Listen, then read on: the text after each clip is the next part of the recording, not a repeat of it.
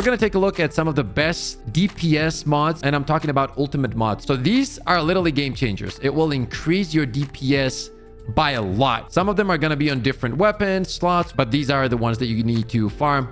Get if you haven't gotten them yet, make sure to do so. The first one, and my favorite, that makes snipers absolutely ridiculous, is this mod right here, weak point expansion. On weak point hit, weak point damage increased by 106%. Right now, as you guys can see, it's not fully upgraded. I believe it goes up all the way up to 130 or 140. Yeah, which makes the damage just insane. You're going to see some crazy numbers with this mod, especially when it's fully upgraded. We're going to get there soon. Hopefully, I can reset the weapon. Like, I need 2 more slots and just make it crazy. Until you hit the weak point, it will not take it away. So the buff is just going to be there. Even if you miss, it's still going to stay there. And then once you hit the weak point, it's going to take it away. So, for example, if you're landing 1.2 million shots with the sniper normally, you're going to be landing anywhere from 1.7, 1.8, sometimes even higher than that, depending on how many stacks you have if you're using the Afterglow sword. And the thing is, it's only on a currently 12-second cooldown, and it's going to go down to 10 seconds. And why I love it so much is that during a boss fight, right, you're still moving around. Sometimes you need to survive, pick up some ammo, or your HP needs to be regened. All of those things take a few seconds. So as you're running around, boom, now you have the shot back. And without even noticing, you're dealing so much more damage. So if you're trying to create some kind of DPS build with a sniper or heavy weapons in general, but I do believe this one is just so good for snipers, this is the one you want to go for. Weak point expansion. This literally took my gameplay to the next level when it comes to boss fights. Now, let's move on to the next one, and that's going to be for primary weapons. Let's go here. Currently, I don't have it on this weapon, and I'll explain in what situation you should be using this. This mod is perfect for LMGs. If you're a fan of the Tamer, we're build crafting with my friend Dream. Shout out to Dream, by the way. And he made a build where his Tamer has almost 200 rounds. Ridiculous.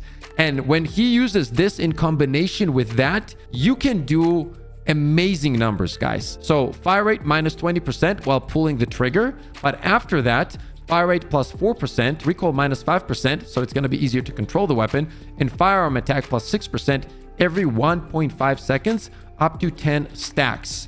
That means that your fire rate can go up by 40%. And even though at the beginning it takes away 20%, you guys can see how it overrides it. Now, this is where you need the bigger magazine. It says every 1.5 seconds. So you need a weapon that is going to be shooting for a long period of time to utilize this to its maximum potential. However, if you build around this mod with an LMG, yeah, you can't go wrong with it. It's very consistent DPS, and you're just gonna have a primary that is great at boss damage. Make sure to try this one out as well. Third one is gonna be a Descendant module, which is gonna be Walk a Tightrope.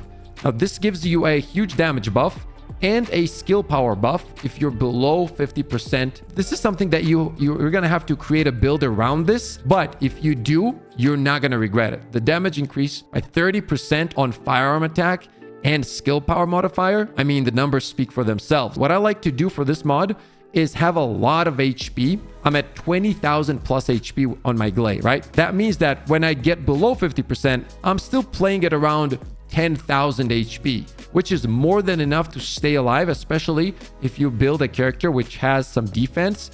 And on top of that, what you can do is add this mod when you get a free slot. Let me find it for you, which will give you here sensory depth, incoming damage modifier. When you upgrade this to its max, the enemies are going to deal 10% less damage to you. Honorary mention here. This is not a DPS mod, but I have to mention it because it is amazing for survivability. I'm going to delete this. But when it comes to DPS, those three are the ones that you should chase. And they're also really fun because they need build crafting, and you're going to have fun in the process trying to create and build these things around these mods, okay? So make sure to pick them up. Now, let's take a look at this beauty. HP Collector. When defeating an enemy, instantly recovers 9% of max HP. Cooldown is only 2 seconds.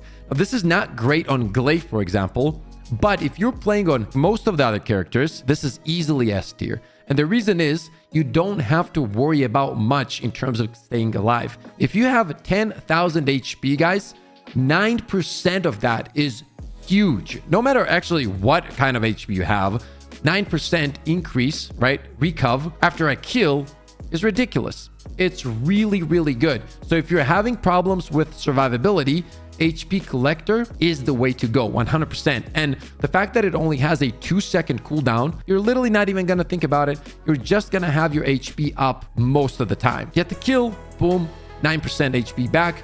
So it really does help you with the survivability, especially if you're playing, let's say, hard mode missions and you're trying to farm some materials. So yeah, these are the mods that I would suggest for you guys to try out. Create builds around it. Make sure to let me know what you guys think in the comment section below. As always, thank you so much for all the love and support. Stay positive, stay disciplined. I'll see you all on the next one. Let's go! Let's go, baby! Let's go!